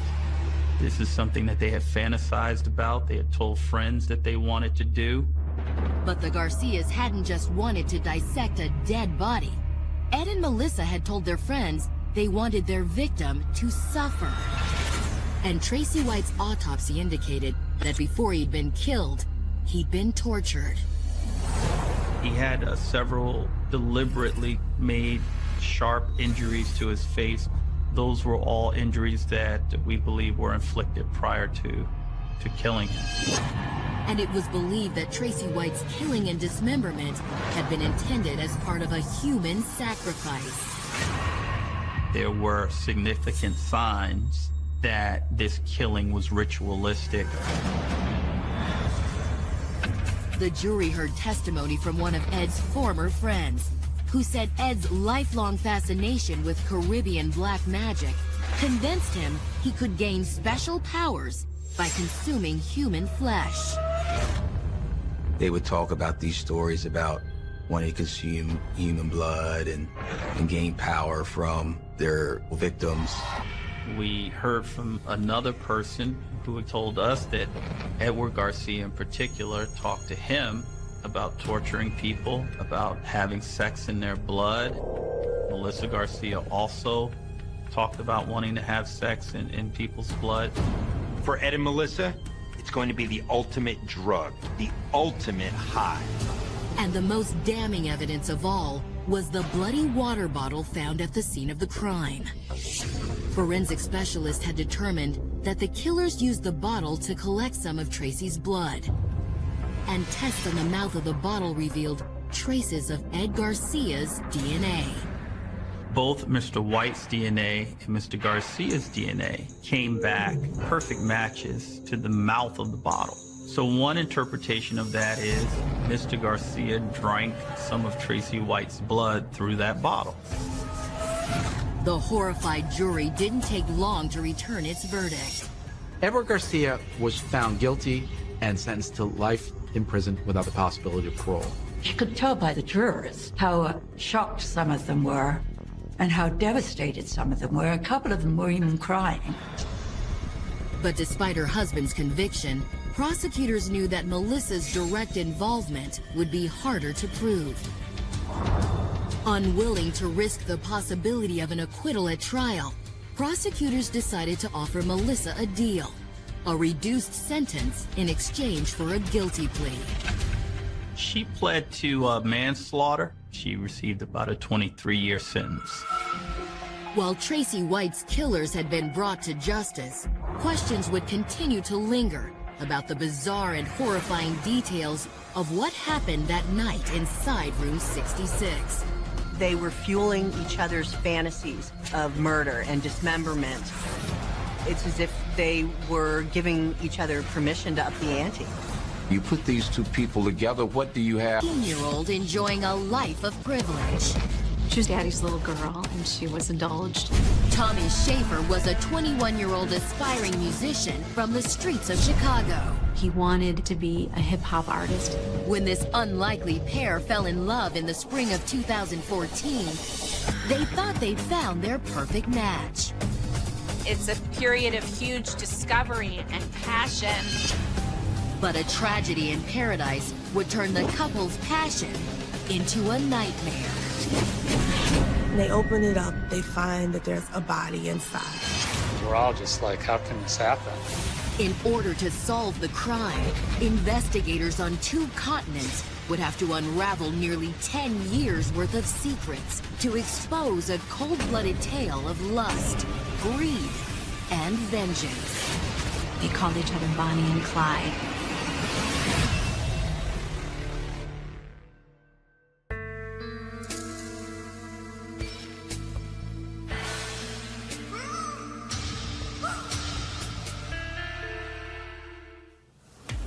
August 12th, 2012. It was a little past noon at a luxurious island resort when hotel staff called local police for assistance.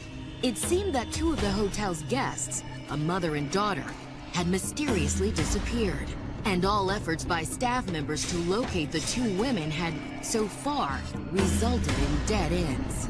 Hotel staff had last seen the mother and daughter sometime between 2 and 3 in the morning. They really depend on tourism, so they take this very seriously. Wondering if missing mother and daughter might have left some clue to their whereabouts, officers asked the hotel's manager to let them search the women's room. But once inside, they made a terrifying discovery. You had bloodstains everywhere. The guest suite showed disturbing signs of a struggle, with the floor covered in broken glass and streaks of blood. It looked like one or both of the women had been the victim of a brutal attack. There were immediately a lot of questions as to how this could have happened, what occurred. The answers would send a tidal wave of fear across the island paradise and lay bare a crime so sick, twisted, and unthinkable, it would make headlines across the world. Oak Park is an affluent community on the west side of Chicago, and for 19-year-old Heather Mack, it was the place she called home. Born in 1996, Heather was the only child of famed jazz composer James Mack and socialite Sheila Von Weiss Mack. He composed music with Quincy Jones. He received a few Grammys. Her mother was a leader in the community and very well connected. The Macks were a tight-knit family, but Heather developed an especially close relationship with her father. He would take her to the movies, to bookstores, to candy stores. They would climb trees and go to the park together. She was definitely Daddy's little girl, and she was indulged. One thing Heather's father loved to share with her more than anything was his love of travel, and Heather's parents took her on frequent and extravagant vacations. Heather and both of her parents traveled all over the world to beautiful resorts. My kids would say to Heather, do you know how lucky you are to get to go on these kind of trips? But in 2006, Heather's fairy tale childhood came to a tragic end. On a family getaway in Greece, James Mack suddenly fell ill in their hotel room. On one of their trips to Athens, he suffered a pulmonary embolism. He passed away in the room right in front of his wife and daughter. 10-year-old Heather was devastated. It was pretty traumatic for her to lose him so suddenly in a tragic way. Jim was her hero. For her to lose Jim, that was real tough to overcome. But even in death, Heather's father made sure that she and her mother would be well taken care of. A trust fund was set up for Heather. Heather would have access to literally millions of dollars once she reached adulthood. But financial security wasn't enough to ease Heather's broken heart. Her mother did her best to keep her spirits up, and for a while, the tragedy seemed to bring them closer together. It's a traumatic event for both of them, and they hung together. But Heather never fully recovered from the loss.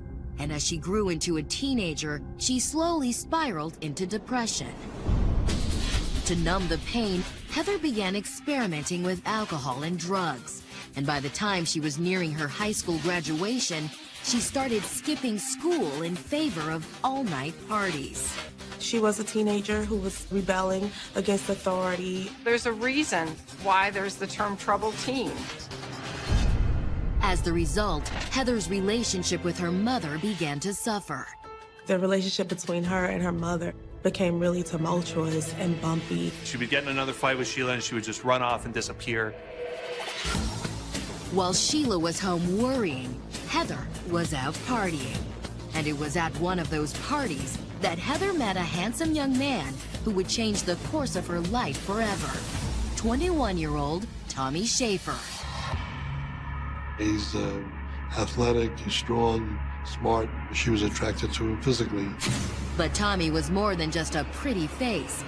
He was also an aspiring musician like her father. A young, aspiring, attractive black man who is into music and going places. Heather was intrigued. Like Heather, Tommy Schaefer was also born and raised in Chicago.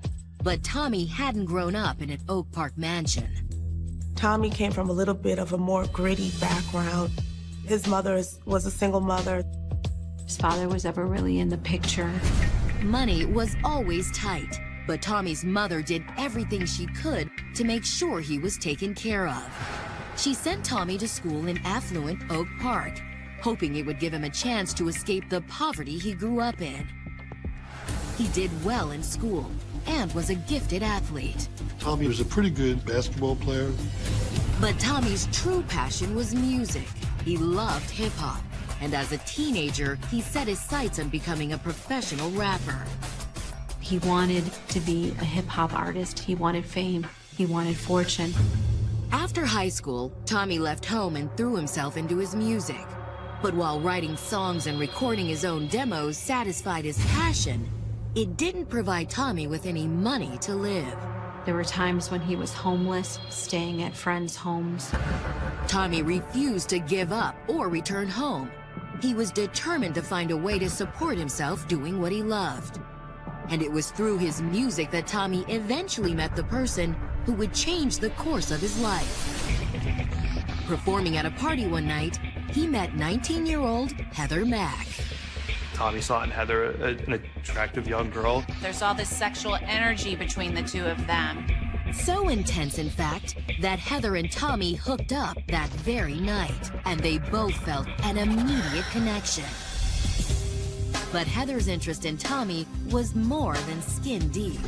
She was attracted to his musical and creative side, which spoke to the void left by her father. He's a musician, her father's a musician. They're both into the arts. Discovering this young man felt like discovering her father again, and that pull is intense. As for Tommy, it was about more than just sex as well. As a musician, being with the daughter of a famous jazz composer definitely had its advantages. Tommy really got wrapped up in his relationship with Heather and all of the glamour and wealth that could come along with it. The two quickly became inseparable, and for the first time since her father's death, Heather seemed truly happy. Heather is probably really in love for the first time. It felt like forever love. It was the best thing that ever happened. But not everyone was as happy about the direction in which Heather's life seemed to be headed. Heather's mother became increasingly concerned about all the drinking and late-night partying. She also didn't think that dating Tommy Schaefer was good for her wayward daughter. She told me, you know, Heather's hanging out with terrible kids, and I don't like this Tommy. Sheila tried to step in and get Heather help, but that only put more of a strain on their already tense relationship. Sheila tried. I mean, she had her seeing a therapist. She loved her daughter more than life itself. Sheila knew she had to turn things around with Heather before it was too late. She decided to mend their relationship by doing what they'd always done as a family: travel. So she booked a 2-week luxury vacation to the island of Bali. And to her delight, Heather seemed just as excited for the trip as she was.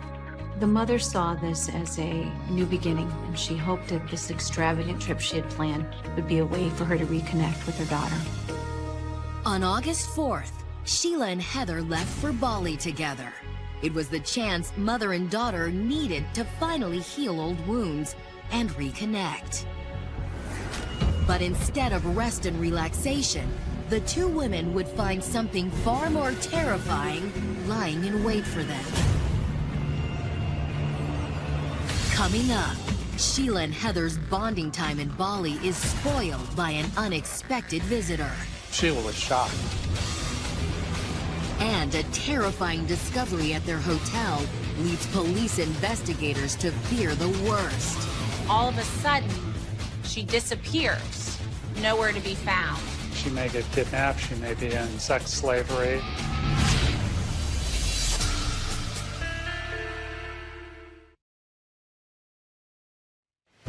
Heather Mack was a privileged and rebellious 19-year-old girl who fell in love with a 21-year-old aspiring hip-hop artist named Tommy Schaefer.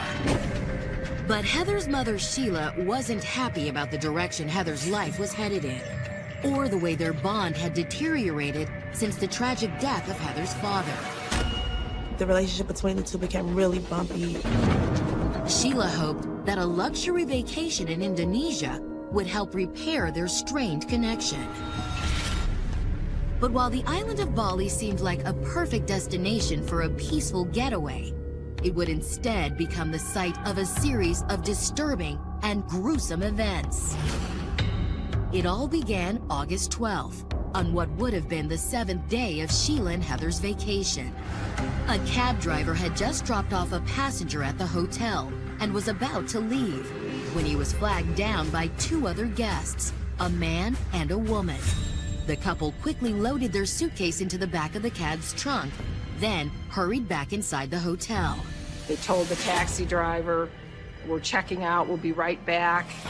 The driver waited patiently for the couple in the hotel's valet line. But after half an hour, his new passengers still hadn't returned, so the driver decided to unload the couple's luggage. But when he opened the trunk, he made a disturbing discovery. The couple's suitcase had been wrapped in a white bedsheet, and a bloody stain had begun to soak through from inside the luggage. He opened the trunk and saw the blood and called police. Bali investigators rushed to the scene, and when they opened the suitcase, what they found was terrifying. When they open it up, they find that there's a body inside. The body of a middle-aged white female had been stuffed inside the suitcase. She suffered a brutal death. She was brutally beaten about the face. But who was the victim? Was it possible she was a guest at the hotel? And what had happened to the couple who'd put the suitcase in the taxi? Hoping to find answers, detectives began questioning employees at the resort. They keep copies of the passports, so they can then turn that over to the investigators. Security personnel searched the names of all the middle-aged white female guests at the hotel. There was only one who couldn't be accounted for. 62-year-old 𝘽𝙤𝙙𝒊𝒏𝒈 of Chicago. It was also revealed that Sheila was not on vacation alone, that she was also there with her daughter, Heather Mack. The hotel manager called Sheila in Heather's room, but no one answered. So police decided to check out their hotel suite, and what they found inside was disturbing. It did look like a crime scene. You had bloodstains everywhere. In the middle of the floor were shards of blue glass, broken remnants from a decorative fruit bowl that had once sat on a table inside the room. Police also found the bowl's large metal handle. They look at the handle, and there's blood all over it. And to them, it looks like it's been used to hit someone. To investigators, it looked like they'd found a murder weapon. It was also looking more certain that Sheila was the victim inside the suitcase. But who killed her? And where was Heather? When the medical examiner shared his report, it confirmed what investigators had already suspected. 𝘽𝙤𝙙𝒊𝒏𝒈 was the victim stuffed inside the suitcase. But the extent of her wounds revealed the attack had been even more vicious than they realized. This was a brutal, brutal attack. She suffered a broken nose, a broken neck, severe facial injuries. Investigators were stunned.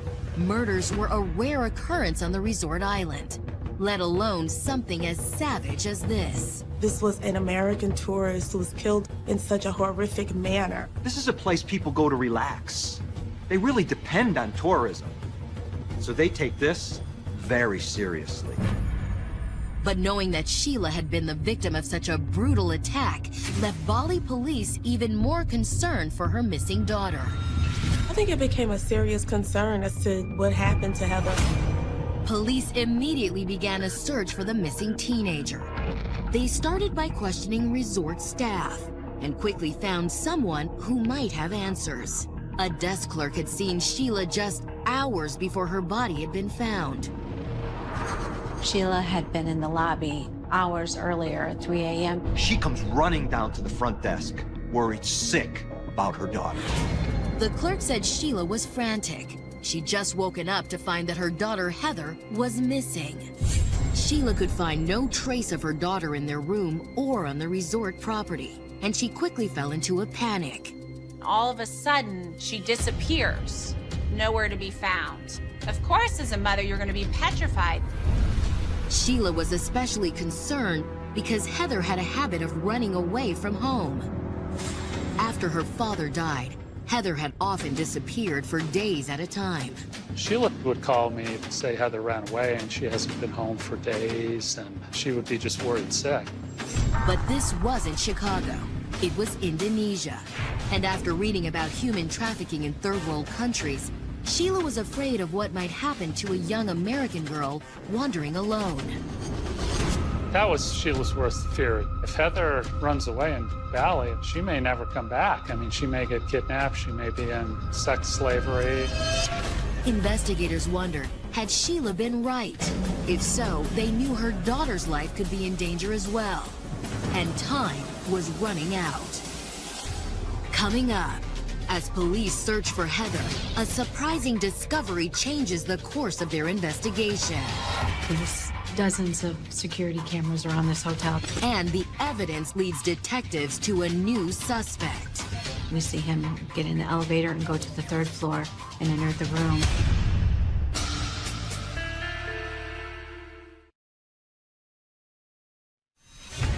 By August of 2014, the steamy romance between Chicago socialite Heather Mack and aspiring musician Tommy Schaefer had been temporarily put on hold when Heather's mother took her on a luxury vacation to Bali. She hoped that this was a chance to start over and reconnect with her daughter. However, the trip had taken a tragic turn when 62-year-old Sheila was found beaten to death and stuffed into a suitcase. And in the American's hotel suite, police discovered evidence of a brutal attack. Adding to investigators' concerns was the fact that Sheila's daughter Heather was missing, and apparently she'd been missing long before her mother's body had been found. The night clerk told police that Sheila had come down to the front desk at 3 a.m. in a panic to report that her 19-year-old had apparently vanished. Heather was always taken off in Chicago, and she was thinking, well, if I go to Bali and she takes off, I may never see her again. But just as the hotel began organizing a search for the missing teenager, Heather suddenly showed back up. At that time, her daughter walked in. And to her mother's shock, Heather wasn't alone.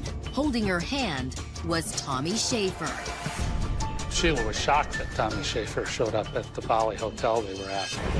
Heather told her mother that Tommy had flown to Bali to surprise her. He told Heather that his love for her was so intense that he couldn't bear to be apart from her any longer. So he traveled to their resort and checked in a few hours earlier. Sheila was infuriated. A confrontation had taken place between Heather Mack, her mother, 𝘽𝙤𝙙𝒊𝒏𝒈, and her boyfriend, Tommy Schaefer, right there in the lobby. Sheila also wasn't buying Heather's story that Tommy flew to Bali to surprise her. She accused Heather of stealing her credit card to pay for Tommy's room and plane ticket. Heather denied it, but Sheila had good reason to suspect her, because this hadn't been the first time Heather used her mother's credit card without permission. In the summer of 2014, Heather had booked a room with Tommy at a hotel and invited a group of their friends. She stole Sheila's American Express card and used it to pay for a hotel room right in the heart of downtown Chicago. She was in a very posh hotel on Rush Street in a room with a bunch of her friends drinking and carrying on. But Sheila had immediately caught wind of the party in progress when she saw the pictures that Heather and her friends were posting on social media. There was alcohol, and her mother was very concerned. Sheila quickly realized that Heather had booked the room using her credit card and decided to put a swift end to her daughter's disobedience. She called the police. The police came up and they arrested Heather and Tommy Schaefer. Sheila had hoped her daughter learned her lesson, but it was now clear that Heather had once again disobeyed her and brought Tommy out to join them on their trip. There's no way he paid for this astronomically expensive ticket to Bali. And so Sheila immediately knows Heather went behind her back and used her credit card without her permission. As the argument grew louder, they began to attract the attention of other guests and staff. Heather seemed embarrassed by the scene her mother was making. Heather kept saying, "Mom, can we please go back to the room? Can we please go back to our room?" Eventually, all three of them leave the lobby and they go upstairs to work on things privately. For police, the night clerk's story raised more questions than it answered. Did this mean Heather and her boyfriend were both missing? Or both suspects? What happened to these other two American tourists? How can we find them and find out if they're safe, for one, and two, if they know what happened to Sheila? Either way, they're probably the last people who saw Sheila Mack alive. But then the night clerk revealed another disturbing detail. Shortly after Sheila, Heather, and Tommy went upstairs together, Heather had returned to the lobby with an odd request. Heather had appeared in search of duct tape. The suitcase with her mother's body in it had been wrapped with duct tape. That raised an eyebrow as to what happened. Heather and Tommy had just moved to the top of investigators' list of suspects. To confirm their suspicions, Bali police requested the night's recordings from the hotel's video surveillance system. There was dozens of security cameras around this hotel. Detectives studied footage from dozens of cameras, starting with the ones outside the rooms of Sheila and Heather Mack and Tommy Schaefer. Tommy was on the 6th floor, Heather and her mother were on the 3rd floor. The video footage showed that following the lobby confrontation, Sheila and Heather went back to their suite, while Tommy returned to his room. But less than an hour later, police saw Tommy leave again.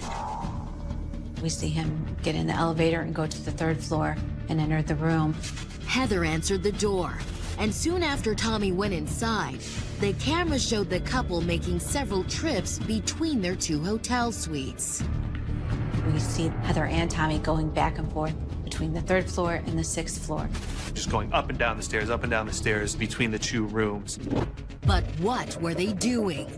Sometime before noon, Heather and Tommy emerged with a luggage cart loaded with a large suitcase that was partially open, that had a white sheet tied around it. The suitcase was a match for the one Sheila's body had been stuffed into. Investigators immediately searched Tommy's room and realized something appeared to be missing. They found out that a large fruit bowl was missing from his hotel room. It was a bowl, similar to the one police believed had been used as the murder weapon. But while all signs pointed to Heather and Tommy as the killers, investigators still had no idea why. In order to find out, investigators would first have to track the young lovers down. Looking for clues to their whereabouts, police once again turned to the hotel's security cameras. The cameras show Heather and Tommy loading the suitcase into a cab, and then they make a break for it. There was some surveillance footage of them jumping a wall. The cameras showed the couple crossing a street in front of the hotel and hailing a second cab. And from the direction the taxi headed, investigators suspected they knew where the couple might be going. They're heading toward the airport. Detectives knew that if Heather and Tommy were on the run, they most likely would be trying to get back to the U.S. But then, police discovered something inside the safe in Sheila's room that suggested that wouldn't be possible. When they open the safe, bang, they find Heather's passport. The police knew right away they couldn't leave the country. So that meant they're still in Indonesia. Investigators knew that time was of the essence, so they enlisted the aid of the local media to help find the lovers. Pretty soon, their pictures are everywhere on the news. There was a manhunt. On August 13th, the day after Sheila Mack's body was discovered, police got the break they needed. The owner of a low-budget motel contacted them about a young American couple who just checked in. He calls them and said, the people you're looking for here. Not only did the man recognize Heather and Tommy from their pictures on the news, they had checked in using their real names. But that wasn't the only surprising move the lovers made. The couple had checked in at a hotel about 6 miles away using Sheila's stolen credit cards. Investigators raced to the hotel and quickly found the lovers. Police arrived and the couple were in their room sleeping.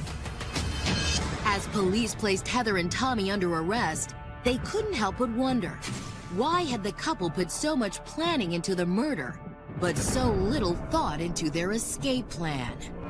News of Sheila's death and the arrest of her own daughter sent shockwaves all the way back to Chicago. I thought I was gonna faint. I couldn't believe that my sister was gone. Our kids were on their phone and pulling up articles. It's all over the internet already. We're all just like, how can this happen? But as horrifying as Sheila's brutal murder had been, no one could have predicted the stunning twist this case was about to take. Coming up, Heather and Tommy professed their innocence while telling police a harrowing story. They had been kidnapped by a gang for ransom. And investigators make a startling discovery that suggests another motive for Sheila's murder. She told them that she had at least $11 million.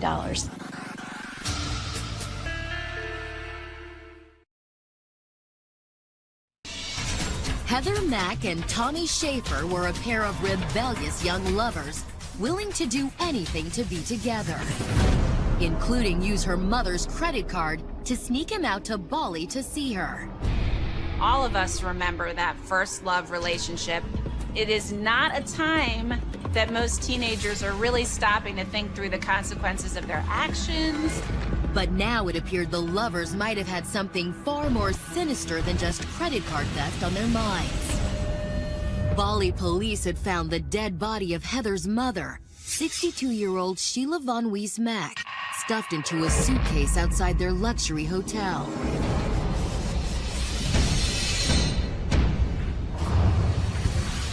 And security video pointed to Heather and Tommy as the prime suspects. We know that Tommy and Heather brought the suitcase, placed it in a taxi cab. We know that they disappeared shortly after. On August 13th, detectives arrested the lovers at a nearby motel and took them in for questioning. No cameras. Oh my God. To investigators' surprise, both Heather and Tommy seemed willing to talk.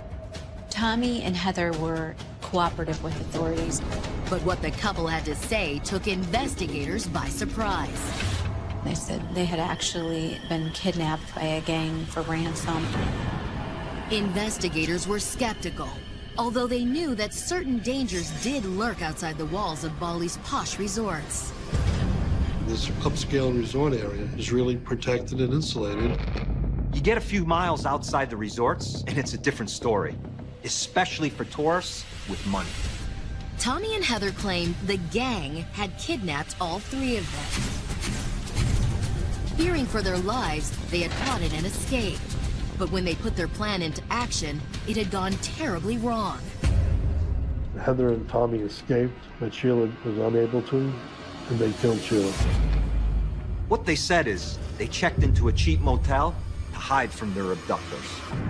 But what Heather and Tommy didn't know was that investigators had them on tape, getting rid of her mother's body. They started out with a lie that was so preposterous. Did they really think people would believe that's what happened when they're the ones that put the bloodied suitcase in the taxi? Realizing he'd been caught in the lie, Tommy admitted that they hadn't been kidnapped. But the new story he told them was even more shocking. Tommy started by telling police how he'd ended up in Bali in the first place. Just like Sheila had suspected, Heather had flown Tommy out to Bali with her mother's credit card. But Tommy said the visit was still supposed to be a surprise. Not for Heather, but for Sheila.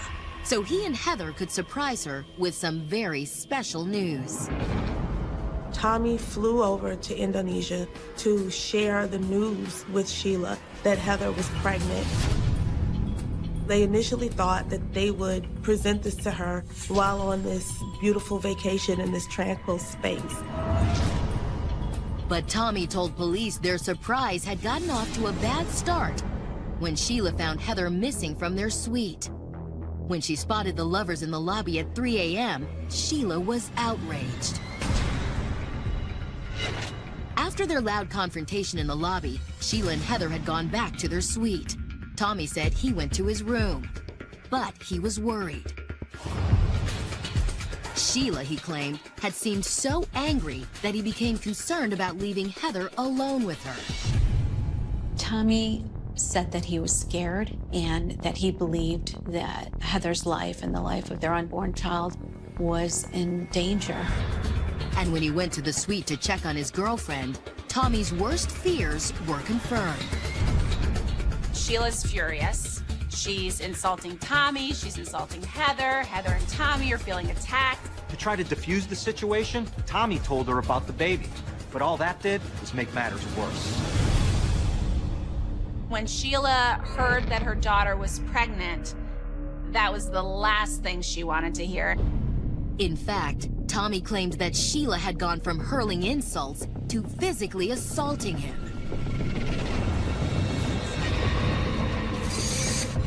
She became enraged, called him a racial slur, and essentially attacked him. Tommy said Heather had screamed for her mother to stop. He didn't want to hurt Sheila, but he was losing consciousness. He felt himself beginning to pass out. At that point, Tommy told police he grabbed the fruit bowl to defend himself. Tommy reacted in self-defense and wound up battering her to death. The next thing he knew, Sheila was dead. He and Heather both panicked. They were afraid no one would believe them, so they decided to get rid of the body. They were terrified and were trying to figure out what to do. They collapsed Sheila's body into a suitcase. Heather sat on the suitcase to close it. This time, Tommy's story matched up with the evidence, and a pregnancy test confirmed that Heather was pregnant. But had Sheila's murder truly been in self-defense? Or were the lovers still concealing what really happened? Indonesian police weren't the only ones concerned about what happened to Sheila. Back in Chicago, the FBI had also taken interest in the case. They had a murder, 2 American nationals murdering another American national in a foreign country. When FBI investigators spoke with family members, they discovered that Sheila had problems with Tommy long before the trip to Bali. After Heather started dating Tommy, her drinking and partying had gotten worse, and Sheila saw him as someone who enabled her self-destructive lifestyle. So Sheila put her foot down. She took away Heather's car keys, her phone, and her credit cards. Sheila also forbade Heather from seeing Tommy Schaefer anymore. Tough love is hard to do. She thought he was trouble, and she didn't want her to continue to see him. But after agents searched Heather and Tommy's computer and text records, they discovered that even though Sheila had confiscated Heather's phone, she and Tommy had still been able to keep in contact through email and the internet. So investigators in the United States began looking into online messages, emails between Tommy and Heather. And it seemed the couple's favorite topic of conversation was fantasizing about the day they could finally be together without Sheila's interference. A day that Heather insisted would be possible when she finally got access to the trust fund her late father had left for her. She told him that, she had at least $11 million. Heather told Tommy she had to wait until she was 21 to get the money, which was still 2 years away. But then the lovers realized there was one way they could get the money sooner and get rid of Sheila for good. If Heather's mother is out of the picture, she inherits the entire estate. And that's when the couple's emails showed they'd stopped fantasizing and started brainstorming. They had plotted out strategies. I said, let's make it look like a drowning. Let's make it look like a suicide. Heather and Tommy wanted Sheila gone. They wanted her eliminated from their life. When Sheila planned the trip to Bali, the couple finally saw their chance. Heather used her mother's credit card to purchase a plane ticket for Tommy. While on vacation, Sheila had given Heather her phone back. And according to Heather's text messages, she and Tommy still hadn't figured out how to kill Sheila. About 40 minutes before the attack, they plot out their strategy. They called each other Bonnie and Clyde. They're just trading text messages back and forth constantly, talking about what they want to do, when they want to do it, how they're going to achieve it, when's the best time to do it. Eventually, the couple decided to make it look like Sheila fell and hit her head in a tragic accident. And Tommy had found a weapon he hoped would do the trick. Tommy even sends Heather a picture of a decorative fruit dish and with a heavy metal handle and says, do you think this is heavy enough? Learning about that text message brought something to mind for detectives. They decided to review the hotel's security footage from the night Sheila was killed and noticed Tommy acting strangely as he crept out of his room. We see Tommy emerging from his bedroom with something hidden underneath his t-shirt. And they believed that something was the decorative fruit bowl Tommy had used as a murder weapon. For the FBI, the hotel security footage and the lovers' text messages proved one thing for certain. Sheila's murder wasn't an act of self-defense. This was a premeditated murder.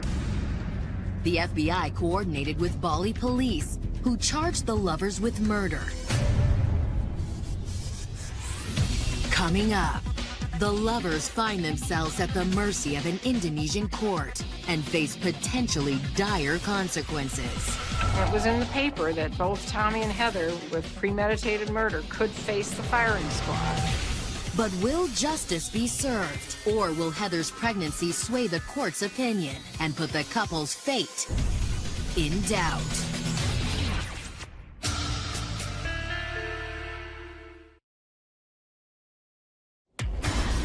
When 19-year-old Heather Mack fell in love with aspiring hip-hop artist Tommy Schaefer, she thought she'd finally found the man who could fill the void her late father left behind. And she planned to support both their lives together with a sizable trust fund her father had left her. She told him that, she had at least $11 million. This was a trust fund that Heather was going to have access to when she turned 21. But investigators believed the couple couldn't stand waiting until Heather was 21, nor could they bear putting up with the judgment and interference from her disapproving mother, Sheila. So they murdered her while on vacation in Bali. They killed Sheila, put her in a suitcase. They both were charged with murder, and they were facing death by a firing squad in Bali. A possible death sentence wasn't the only surprise in store. It turns out that neither Heather nor Tommy would have their fate decided by a jury. In Indonesia, they don't have a jury system like us. Instead, they hold a kind of tribunal. 3 judges hear the case and give their decision. In January of 2015, Tommy and Heather, who was now 7 months pregnant, appeared before the Bali court. As news cameras rolled inside the courtroom, both lovers stuck by the story they told police. Both Tommy and Heather, in tearful testimony, claimed self-defense. But prosecutors argued that the couple planned to kill Sheila so Heather could inherit her father's estate. In court proceedings spanning over the next 2 months, prosecutors outlined their case against the couple. But the trial came to an abrupt halt in March of 2015, when Heather suddenly went into labor. In March of 2015, Heather gives birth to her daughter. 2 weeks later, Heather and Tommy's trial reconvened, and the 3-judge panel announced they were ready to make their decision. They found that Tommy was guilty of premeditated murder and that Heather had aided and abetted in that murder. No one was surprised that the couple had been found guilty, but it was their sentences that grabbed headlines from Bali to Chicago. The couple wasn't sentenced to death by firing squad. What they got instead were shockingly light prison sentences. Heather was sentenced to 10 years, and Tommy was sentenced to 18 years in prison. The Indonesian court cited the birth of Heather's daughter as a motivating factor in their decision. According to the judges who handed down the sentence, it was unfair for Heather's daughter to grow up without a mother. The sentence was shocking. The family of the victim was outraged.